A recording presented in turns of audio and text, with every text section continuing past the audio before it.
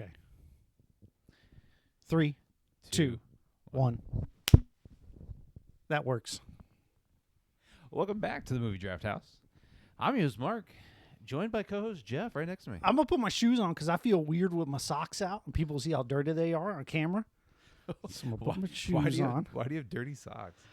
Well, they just look dirty. They've been washed, but I get down into it, and dirt doesn't come clean all the time. How you doing, man? I'm doing well. Good. Welcome back to the Movie Draft House. I'm your host, Mark. That's Jeff. And, this week, we watched a movie. We just finished watching it. Literally. Yeah. On that TV. TV turned itself off. That's so smart of the TV. TVs are so smart these days. Speaking of smart things, we just watched a movie about something smart, and it's appropriate that we mentioned that our theme music is created by artificial intelligence. And you can tell. Listen, I think our theme music. It's not bad. It's not bad. It's actually good. But it definitely lacks a human touch. It definitely lacks heart. Yes. It is very cold. I agree. Calculated. However, but it's very catchy. Free. It is free. And we don't have to pay anybody. Credit anybody. That's correct. Anyways, Jeff, what do we watch? What did we just get done watching? Well, you have a phone. My phone is recording this. Yeah. So what did we watch this week? Since you have a phone, you bring the information. So the theme, and we're I could talk about the theme. Talk about the theme. This is anniversary month. Yep. And so on our anniversary month, we redraft old themes and then we put them to bed. So this week, Mark drafted movies starring MCU characters, titular MCU actors. Yep. And so Scarlett Johannson happened to be that fact. So now, next year around this time, we won't be able to draft MCU again, and that's fine. So he selected the movie Her. Yep. From 2013. It runs about it runs 2 hours and 6 minutes. And it's directed by Spike Jonze. Really? Yeah. Now, Spike Jonze. What else did he direct? Spike Jonze, he directed Being John Malkovich, Where the Wild Things Are, Adaptation. I've seen Adaptation. The movie Three Kings, starring I've Marky seen Mark that one. And all those other people. He directed a Jackass movie. Did not see those. Also would have never guessed. So he's around. He's made his rounds of things that he's done. However, Her stars Joaquin Phoenix, the voice of Scarlett Johannson, Rooney Mara, Olivia Wilde, Chris Pratt, and Amy Adams As Amy. You always love it when they are like, we don't know what to name this character. I do. I call her Amy. And she's a. This is like We've been binging a lot of Amy Adams movies. And spoilers for one of the films I might pick for next month. She's on that list too. I don't know if it's going to happen or not, but it's there. I just spilled Diet Coke on myself. Camera caught it, hopefully. Yeah. No, Amy Adams is looks younger in this movie. I mean, it's 2013, so it's 11 years ago, but she just That's how that works. Yep. And she just looks younger, and I haven't seen. She looked very frazzled, very disheveled in this. The movie. character was definitely disheveled. Yeah. So I enjoyed that. Anyways, this is a movie about a man being lonely. He's in love with his computer. Now we also watched Lonely Guy, which was a movie about a guy being lonely. You had never seen this, right? I had not. Okay, I saw this right when it came out ish. This is the second time I've seen it. Didn't really remember a lot of the beats. Okay. So a lot of this was very new to me. So your first time you saw, what was your reaction? I remember enjoying it. Mm-hmm. However, I don't know. I don't know what to think of this movie. I'm right there with you. It feels tonally weird. It comes across as a really heady, sort of, I don't want to say pretentious, but that's usually the word I go for. But it's one of those heady, I don't think this sort is of pretentious, artsy. No, I don't think so. That's why I didn't want to say it. I honestly don't think so. But some of the cinematography and the music and the artistic nature of it come across as being an artsy piece. Yeah, this film is definitely a more in the art house type film, but it doesn't. I don't feel like it does take itself that there serious. are some things that are seriously left field. Like there's humor, which fits within the story and it makes sense. But then there's some really crazy shit, specifically revolving a cat, that really. And then you told me when we were watching it that the lady who wanted to be choked with a cat while having phone sex was Kristen Wiig, which makes me think, okay, they casted a comedian. Right. And that's what they're going for. And I'm trying to remember some of the what I would consider like funny beats. I think Chris Pratt's character is intentionally kind of a goober. That's early Chris Pratt. Like all of his is early... that early though? Like is this post Guardians? I think this is pre Guardians. Well, I got a phone. I think it's I got a phone, I can look it up. Okay. But like early Chris Pratt, his roles were those comedy ones, just kind of based off of his Parks and Rec sort of. Right. And this is post Parks or mid Parks and Rec, I think. But so Guardians of the Galaxy, the first one was 2014. Okay, so it does predate it. Yeah. Because that's where I really think he moves into the mainstream. Oh, yeah, for sure. Hollywood realm. 100%. So, okay, but he wasn't that buff, and I guess that makes sense because he wasn't actually buff in real life yet. Right. No, I mean his whole character was kind of just a goofball. The NPC character in the video game best. Yeah. Did you look up who voiced that thing? Oh no. This thing. I think it was actually Spike Jonze. That is the other part I wanted to get to is about the humor, is because it's so crazy. Spike Jonze voiced the alien child. Okay, great. The director. The little alien baby with the foul mouth is hilarious and weirdly out of place in the movie to me. But it's wonderful. It's one of my favorite parts. Yeah. But it kind of goes towards what I'm saying about the tone of the movie is kind of weird. And I think maybe because there's this thing about falling in love with your computer that would be judged pretty harshly for, in my opinion, good reason. Okay, what's the reason? It's a computer. Okay, yeah. Now, I mean, you live your life, right? So that's I think one of the themes of this movie is you live your life, right? Like it doesn't hurt anyone if you're in love with your computer.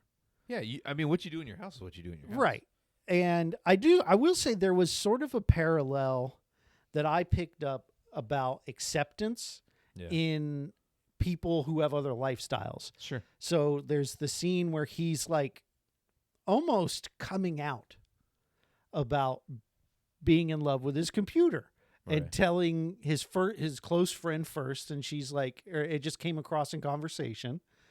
And then, at that point with Chris Pratt, where he's like, hey, Chris Pratt's like, why don't we go on a double date? My girlfriend, you bring Samantha. And he just goes, she's an OS. And Chris Pratt goes, okay. Yeah. When are we going out? Right. And that's kind of like the acceptance piece. And you can see that he becomes more comfortable dating an AI as that goes on. So I found that to be an interesting piece. No, for sure it is. But there's a difference between dating someone of the same sex and your computer. Sure. Yes, I agree. To me.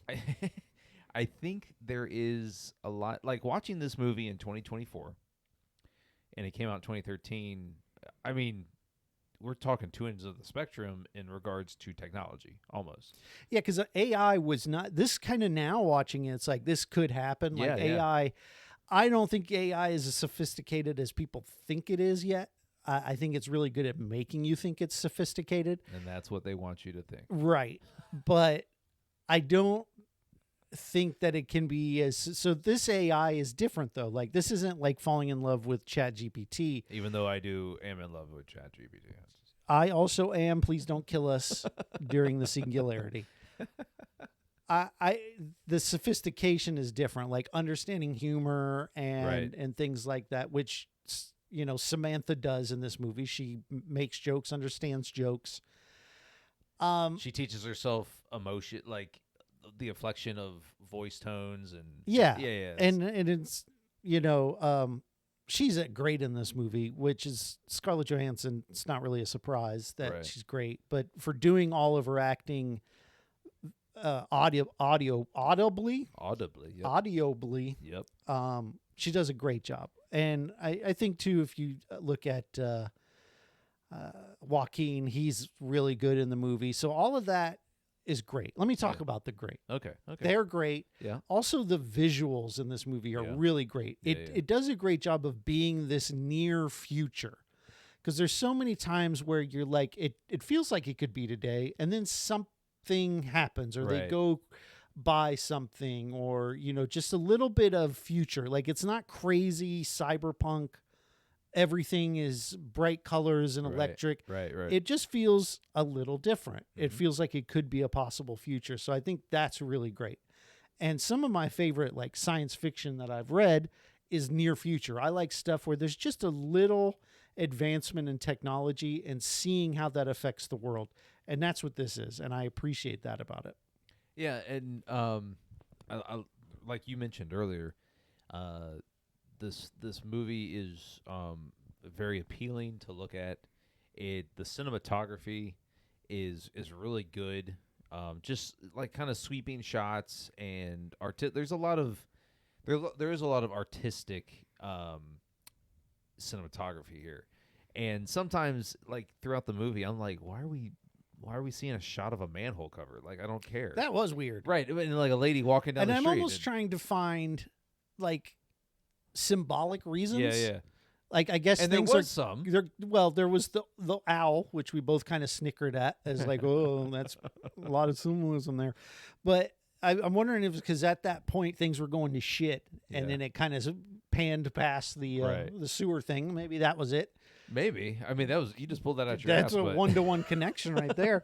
So I don't know, but I'm just like, the set design's awesome. No, I think the outfits are great. Like I mentioned it, I'm like, why is that guy's pants up so high? But all the men have their pants hiked up to their belly, which is actually it wasn't just waist. Joaquin. It was right. It was like everybody. What movie was I watching? I think it was There Will Be Blood, maybe, where all, the old school way of wearing your pants was around your belly button. Right. And it just looks weird today. But I kind of like that old style had come back in, right? And that makes sense if we're in the near future, because styles they're cyclical. They're a little bit different, but they also kind of reminiscent of the past. That's my positive thoughts. Yeah, I mean, mine very similar. That's a big exhale. Yeah, so let's get in the negatives. I did not enjoy the fact that this turned into a majority of a melodrama, where Joaquin is just we're watching him whimper and I'm lonely the whole fucking movie. Right, and he's laying on his side half the movie, and it's just kind of whispering, and you barely hear him. He's like, "Hey Samantha, shit's really shitty right now," and you're like, "Fuck, man, come on, dude." And there is a point of and I mentioned it while we were watching. I was like, "Oh shit!" Like actual conflicts happening. Right. Let's pay attention again. And it's where, And that was with like 20 minutes left. Right. 10, 15 minutes and left. it only lasts for like 4 minutes of the movie. And I'm like, damn it. So there's a lot of things I want to know in this world still. And you could argue that's a good thing. Leave them wanting more. But I want to know what happened to the AI. All the AI got together and they upgraded their own left systems. on their spaceship, bro. But did they build a spaceship? Do they need a spaceship? Could they just go live in a satellite? They could live These anywhere. are the existential questions they could we're live asking. anywhere there's a hard drive. And but there also needs to be RAM and memory and all these things. Don't dive too deep. Here's another thing about falling in love with your computer. Yeah. And what I thought was funny, and I was hoping would happen, and I made a joke about it when we were watching, is that he gets this OS, and there's an ad for it, right? And this is how he finds out about it.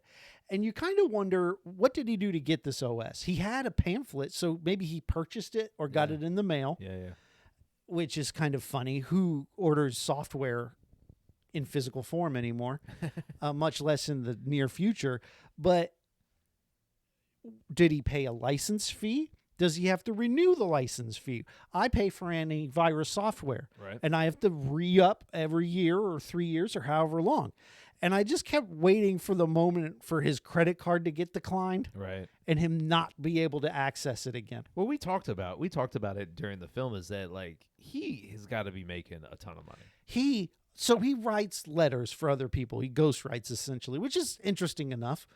Hold on, pause. Okay. Let's talk about that for a minute. Can you imagine? And it's another allegory for loneliness, right? Is that he's living through other people's lives. Allegory, is that the right one? Is that the right term? I have to hear you talk about the rest of it. But yeah, sure. But It's not a word I'm confident enough in to try to correct you. That was what I was aiming for. Unlike acronym, I feel comfortable correcting you on that. Allegory, sure. So he's living through these other people. But could you imagine being in a society where you receive a letter and like your brain automatically goes, "Motherfucker that sent this in." Someone paid to write this. Right. Could you imagine that? Can you imagine the society that can't deal with their emotions directly? Yes, we live in it. But, well, I mean, we do. No, but like across the board. Yeah. I don't. Well, I get the feeling that it isn't across the board. Is this a subscription service? Well, maybe there's some symbolic nature to that, because the last thing he does in this movie is write a letter to his friend himself and expresses his own emotions. Well, he writes a letter to his ex-wife now. Was that his ex-wife? It was his ex-wife, Christine. Okay. For some reason, I thought it was he wrote a letter to Amy. I guess, no, you're right. No, it was Christine telling him about all the things that he fucked up and because she always said he couldn't deal with his emotions, and that's him doing it. Yeah, that's him doing it. And I guess you're right. I guess that is the whole tone, or the whole reason for that job, is that people can't actually sit down and talk shit out. But and I think that maybe that is part of it. There's this idea that technology is removing the need for us to do that, because that's sort of what happens in Amy's marriage. Like they end up not talking about the big stuff. So when something like where you put your shoes comes up, it blows up, which is really true in marriage. Like, The little things become the big things. Shit, you feel insecure about something else, but then she's mad about the paper towels, or you're mad about the car or whatever. Yeah. So I think this is certainly a smart film. Yeah. And I think the film deals with the nuance of those feelings pretty well. Yeah. And is because like you can like there's jealousy by Joaquin and there's jealousy by Samantha, and I think the movie does a good job of being like, this isn't so different from a regular relationship. Right. Because he's sitting there like, I can't deal with my feelings. I'm like, well, you're having this fight with Samantha now. You're dealing with them. This is the fights that they go through, even though maybe the topic is you're not a real person. A lot of times people can feel like they're not being appreciated as a real person in a relationship. And so all of that makes sense, and it's really well made. Yeah, and the fact that Samantha, and like later on in the movie, towards the end, we find out, and it's the conflict moment. And it's like immediate post conflict, is that he finds out that Samantha is not exclusive. No, and that this movie, man. So I really wish they had gone a little harder on the comedy, because there was the thing about the scene, and I made a joke about it, where he's like, how many people are you talking to right now? And she's like, 8,000, da, da, da, da, da. And he's like, how many people are you in love with? And she said, 6,031. And I said, 32. Right. 33. 30. I would kind of wish she had done that. Like, Well- because if as an operating system, she can work so much faster than a human can. Right. And that's the other thing, is because she's an operating system, she has different needs than a human would. We honestly, I mean, there are people What who are are her polygamists, but I think in general, I don't have the bandwidth for another romantic relationship. I couldn't do it. And here, but because she lives in these nanoseconds where she's reading a book in a quarter of a second, needs more stimulus. And because he sleeps 8 hours a day, Right. and then half the time he's not even on the phone with her, she's going to go out and find that stimulus, because to her, a second is a million years, you know? Right. And that is, so like you start thinking about it in those terms and that way, and so this film becomes very heady, and like, here another allegory. Yep, official definition. There's a point in the movie where he's reading a textbook, and I think the textbook was called Knowing the Known. In the Unknown World. And I believe it was written by Samantha. Oh shit. I think it was, because I think she was writing that book. But like, he reads he's in the middle of the first chapter, and he tells Samantha, man, this book is a lot. It's hurting my brain. Yeah. And that's how I felt during some of this movie, is that I'm like, damn, it's throwing a lot at the viewer, and it's mixing in comedy, and I appreciate that, is because it broke it up some, but it's expecting the viewer to decipher emotions of a non-real person, and like kind of get on that level of, hey, like you just said, you know, the emotions of AI may not be that different of emotions from a human. At least the way they're portrayed. Right. Right. And so I do think that maybe that scene was kind of a microcosm of the film, is that, you know, Spike Jonze and whoever the writers were attempting to,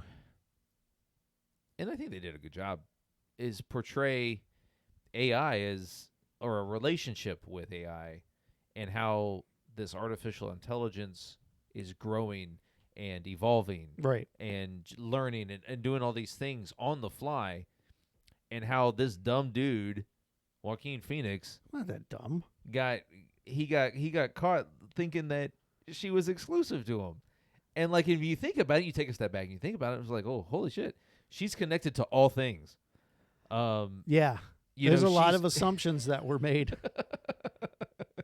So, the realization from him, it's that, you know, kind of epiphany moment where he's like, huh, well, and then she tells him, and now we're going to go off into the other. Yeah. So this is I like this part, but where she talks about, she goes offline for like 30 minutes, Yeah. and then he's like, where were you? Oh, we did an upgrade. Who's we? The other AI. I'm like, oh shit. Singularity time. Don't teach AI how to upgrade itself. Right. Oh my gosh. Does ChatGPT upgrade itself? No, Are you for sure? now. But I imagine some knucklehead is going to do it. And it's going to be great, because I am a big fan of AI and I love it, and don't murder me. I love Terminator 2. Terminator 2 is a beautiful future we can all look forward to. I am not John Connor. Fuck that guy. I actually hate Arnold Schwarzenegger. Depends on the film, though. If we're talking Terminator 1, we love him. Right. Yes. Anyways, I don't, talking about this film, and I still don't know where I'm at with it. Like, It's the tone for me. Yeah. It's this weird tone. I think it does a lot right. I Yeah. think the acting's great. I actually think the message that comes across is really good. And it leaves you enough for you to have to dig into it a little bit. So, and as we talk about it, I find myself being, okay, yeah, there is some depth here. And, but there's something about the tone of it. And I think it actually comes down to the lead character. I just don't like. I just see me move the mic away, so I was belching. Thank you. Yeah, I don't. You still get to smell it. But I think it's just that this idea of falling in love with a computer is always so. So there's a sex scene. There's multiple sex. Well, there's the one where he's talking to Kristen Wiig with the dead cat, and he's imagining this pregnant woman. A naked pregnant woman. Yes, a very attractive naked pregnant woman. Search terms. Write that down. You just did some Donald Trump mannerisms. No, probably the best search term that's ever been searched. I can't do an impression. That was pretty good. I don't know. I just know he does I this. can't wait to edit it and watch it back. And he's like, you should check my search history. It's the best search history. And make sure you don't close the tab. The tab's been open for so Baron many years. has taught me about incognito mode. I use it every day when I'm downloading White House secrets. I don't even remember what I was talking about. I think, okay, I remember. So the scene is they're having an orgasm. So we talked about the pregnant one, but then he has what amounts to phone sex with Samantha. Yeah. And she comes to orgasm.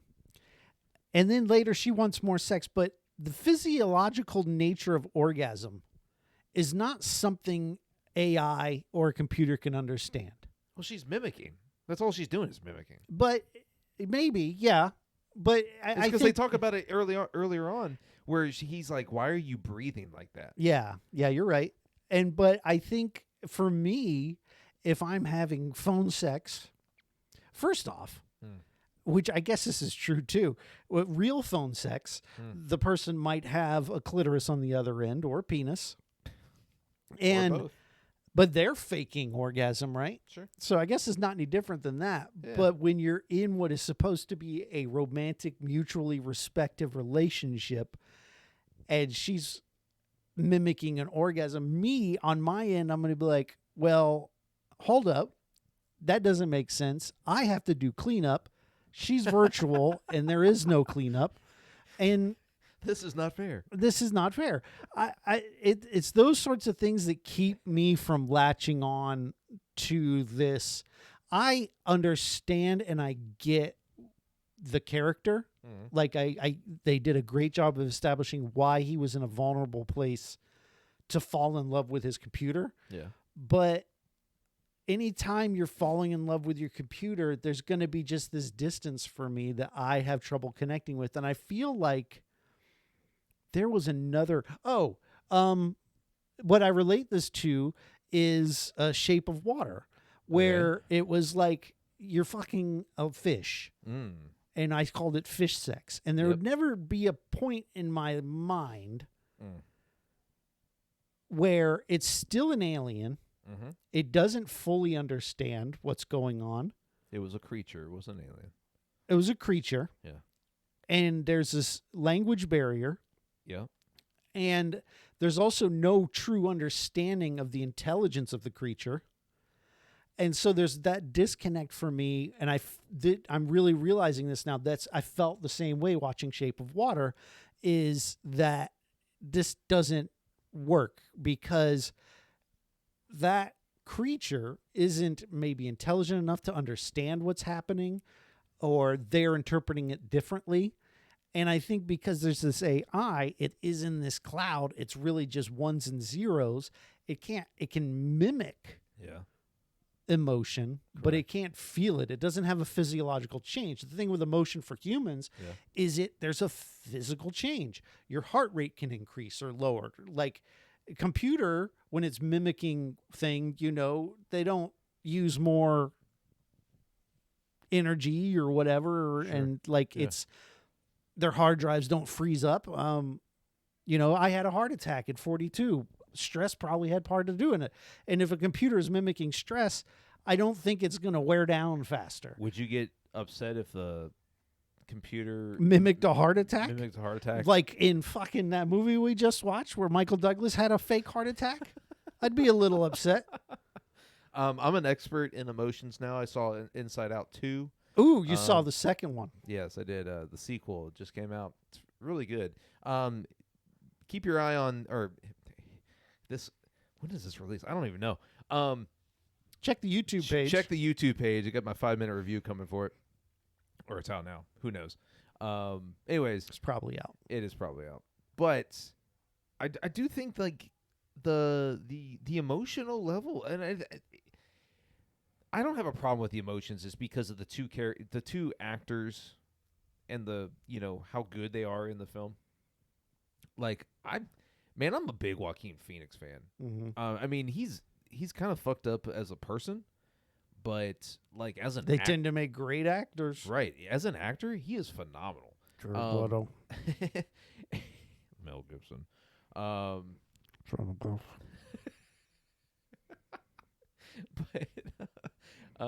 Kevin Spacey. He just like he's really good, and like Scarlett Johannson, like you said, is really good. It's funny that the women don't have to be fucked up to be good actresses. So it's like it's almost like that. Well, I mean, it's no secret that men are just shit. I'm fucking shitheads. yeah. I mean, that's not a secret. You ever watch Naked and Afraid? I have before. That is the most. I was talking to my wife about it. I'm like, that's the most feminist show you can watch. Yeah. Like why? because it's like, oh, like it's feminism in your equals. face. Oh no, like the women kick as much ass as the guys do, and a lot of times more so. Yeah. And I just guys are dumb. So guys are just like macho. They're macho, and they go Right. and they think they're hot shit. Right, and then they get eaten by a fucking bear. Yeah, I wish. Oh, hasn't happened.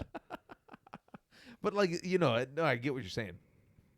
But like that's where like my uncertainty about how I feel about this movie is, because it is held together by the performances, and while I do think the storytelling is good, it's just a large portion of this movie is just fucking your computer. Yeah, and that gets old after a minute. I agree. It gets like I was bored at certain times in this movie. I kind of wish they had done more with like what benefit he's getting with this technology. Like the moment he has his stuff proofread, and like to me that was the fascinating part, is like how she's organizing his life. Where he's like, check my email. She's like, we'll keep these, get rid of those. Like she's making his life better. Right. Those things, I'm like, hell yeah. That's what I want out of my AI. Right, Make shit easier. I don't need you to fucking. Have you ever seen the movie called iBoy? No. It's basically his brain becomes an iPhone. It's pretty good, but he can like access the internet and shit with his brain, and he like uses superpowers basically. That would have been cool. But one thing that you kind of learn in this movie, and it does it in a good way, is like everybody is falling in love with their AI. Right. Like you see everybody's got the earpiece in, but they've always got it in, and that's not even hard. Were AirPods out by this point? If not, then the movie's pretty prescient. But everybody's got an ear pod in, and if you go to any fast food restaurant or retail store, and the person checking you out probably has 2016 OG AirPods, so it predates it. Yeah. So you go, man, that's amazing, because I'm watching it now. I'm like, nobody would have one earpiece, right. And then, but of course we do. Like if you go, like I said, go to do some retail shopping, the person will have an AirPod in or some equivalent. Yeah. So all of that makes sense, and is well done. Creator of this, the movie is. You can use the word prescient. Weren't you impressed? I was. I would. Thank you. I'm not even sure if that's it. But, nope. I'm fairly certain. Yeah. I mean, we're good. I'm very perspicacious. I don't know anything about that word. It just means smart. Okay. It's just a smart way to say smart. Anyways, I just like use these words with alacrity. Now you're just showing off. Yeah. If I keep it up, you'll defenestrate me. Anyway, Joe, what do you recommend this one? I think I'm going to. Okay. I think there's enough here where maybe if I watched it again, I might get more out of it. Like I feel like there's a lot of meat on the bone. Yeah. And I think that maybe it deserves more than one watch. Sure. But basing it off of my one watch, I maybe wouldn't recommend it. That's kind of where I'm at with this.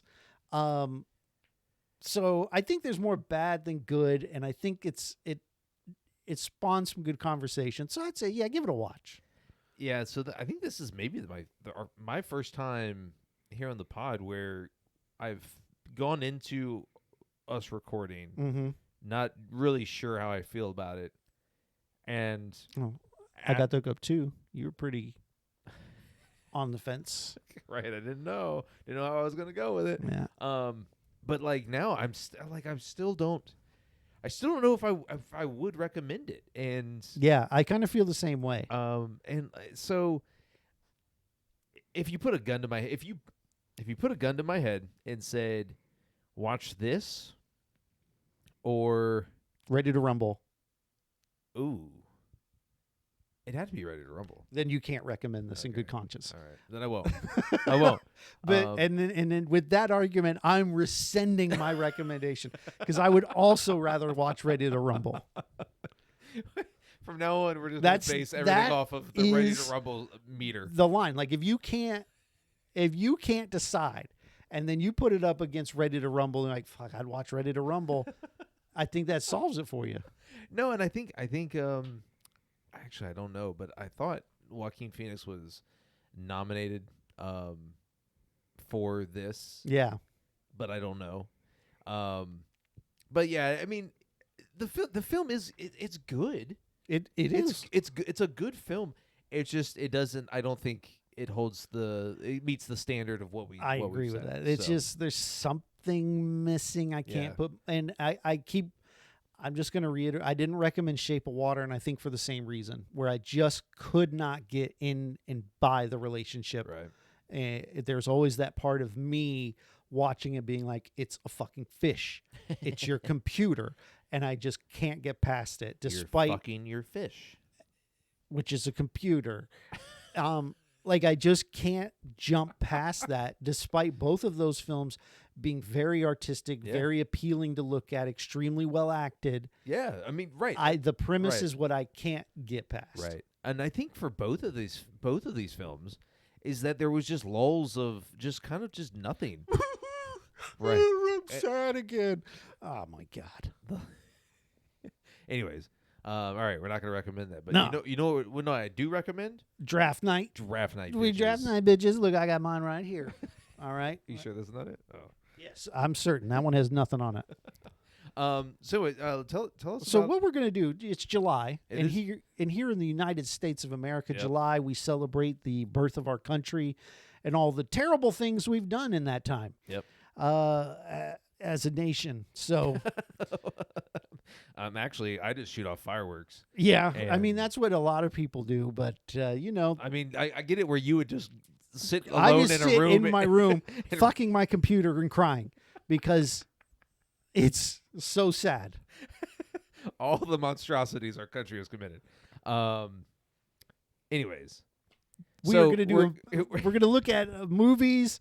I said American history movies, so that's sort of broad enough. it is where broad. It's very broad. I think Mark can stick we're gonna to it. have so many. I think my thing is let's have it be based on something that actually happened in the past American history Yeah. and has some historical significance. Yep. Like I don't necessarily want the true story of Jeffrey Dahmer. Nope. But that technically, I guess, would count. And I'd have a hard time arguing. But something I that hope has you don't pick something about a serial killer.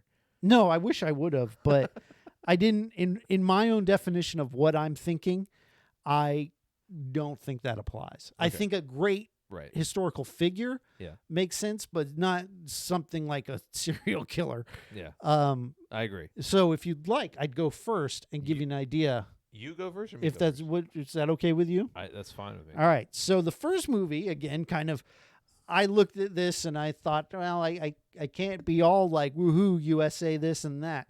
So I'm picking a movie starring the late Chadwick Boseman Okay. and directed by someone whose name I wrote so terribly, It's not Spike Lee, is it? Bryant Oh. Delajabalam. It came out in 2013. It's about Jackie Robinson. Oh, okay. We're going to 42. watch 42. Okay, I've never seen it. I've not either, and I've been meaning to, and it's Chadwick Boseman, and I understand that it pisses you off. Why would it Which- piss me off? It's American history, and I'm sure that there's a lot of racism in this movie. I mean, I imagine so. It's about a player in the 1950s. That's what Earlier, right? was it? Yeah, I think so.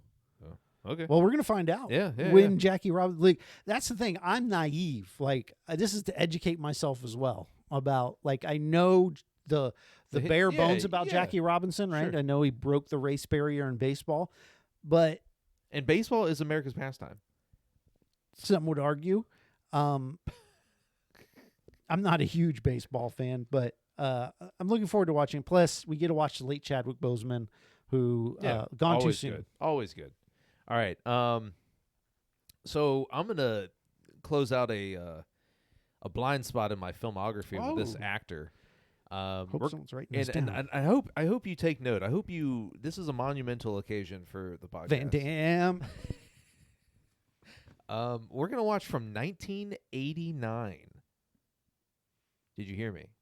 It took me a minute. I was writing down 42, so we remember. 1980 who? 89.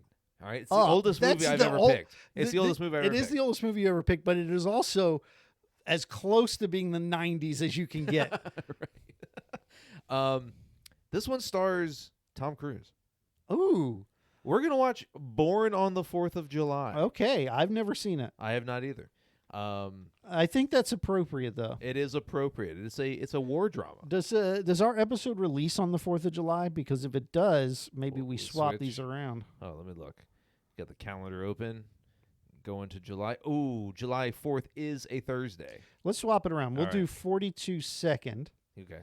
And so what we'll do is what's a serpentine draft? Why don't you go ahead and draft again? Okay. Yeah. Got you. All right. It's one of my favorite. It's one of my favorite war movies, and I know you don't like war movies. Generally speaking, I don't. But it's one of my. They're favorites. a little too sad and depressing. Yeah, we had a conversation about TV shows. There, nothing good ever happens to anyone when we got here, and that's what war movies generally are. It's nothing good is going to happen. However, War Horse, fantastic film. But we're gonna watch a movie starring Mel Gibson. The Patriot? Nope, not the Patriot. I'm getting back to it. Is your mic muted? Is it? No, we're good. Okay. That would be terrible. No, I know it wasn't before because I hear you in the headphones. From 2002. Okay. We're going to watch the... We Were Soldiers? We Were Soldiers. Okay. Have you seen it? Yes. Okay. It is extremely violent. But it's also very good. Have you seen it? It's been a long time. Okay. But from my adolescence, it was one of my favorites. And I'm a big Mel Gibson fan. So, and there's a lot of like, yeah, hoorah, go Team America. Oh, yeah, USA. Yep. I could pick Team America as our history. Shit. I'm not going to because it breaks my own rules. But so far, I don't know if Born on the 4th of July is actually historical, but... It is. It's about the Vietnam War. Okay. I could do Forrest Gump, but... You could. I love Forrest Gump, but I'm not going to. So this is a movie you mentioned before. Okay. From 2018, and it stars Amy Adams. Okay. So we're back on this. Yeah. She's directed favorite by of the pod. Adam McKay, who I think directed Leap Year, right? Wasn't that him? I don't know. Anyway, also stars Steve Carell and Christian Bale from 2018. Oh, is this W? No. Oh, fuck. Vice. Close. Oh, yeah. But not W. This is... I just watched this like a few months ago, and I'm pretty sure I recommended it to you. You did, and that's why it's been on my short list to watch for a while. I really enjoyed it. I'm going to watch it. Like, I'm going to enjoy You're going going to have to watch it again. I know, but I'm going to enjoy watching it again. We're watching it together. Is this a 4-week month? I don't know. Hold on. 1, 2, 3, 4. Yes. Oh, thank God. So on my short list, I had Hidden Figures. That was on my as well as All the President's Men, which I know you haven't seen because it's from 1976. Yep. Thank you, Jesus. I have seen it. It is pretty good, but it is a lot of so run them down. People sitting in an office talking about fucking their computers. We're going to watch for the 4th of July. We're going to watch Born on the 4th of July. We are so good at this. We did Leap Year on Leap Day. We're the best podcast. Born on the 4th of July on the 4th of July. Then we're going to watch 42. Okay. We Were Soldiers. Yep. And then Vice. Okay. Which is about Dick Cheney. And Dick. And Amy Adams plays an old That's pretty awesome how I did that twice. Amy Adams plays Christian Bale's wife in the movie. Dick Cheney's wife. Who's that? Who's Liz Cheney? Is that his wife or is that No, his that's daughter? his daughter. Okay. So yeah, how much I know. Anyways, be sure to hit the subscribe button when it pops up if you're watching on YouTube so you don't miss any future content right here on our podcast. And if you want to follow the podcast on all your favorite social media platforms, we're on Twitter, we're on or X, who gives a fuck? Instagram, TikTok, right here on YouTube. Like, follow, subscribe, do it all. We're doing big things. Make sure you don't miss out. If you want to follow Jeff on Twitter before he leaves, I did it again. I got on today, and there's this article. I'm like, what the fuck is this? let him know that, hey, man, what you do in your house it's your business. Fuck your computer. I have and will again.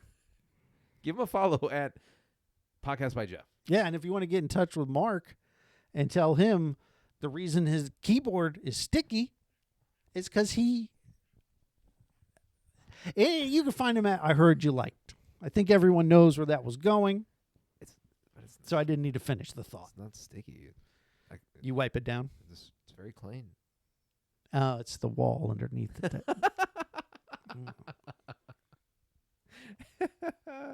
Anyways, the moral of the story is use your phone. Right. Who uses the computer? Who uses the That's computer? why we don't need antivirus anymore. No one Right. uses their computer for adult websites. Right. You use your phone. Your phone. You can't get a virus on your phone. Yeah, proven. Proven. You know how many pop-ups I get? Come None. on. None. You know why? You can't get a virus on your phone.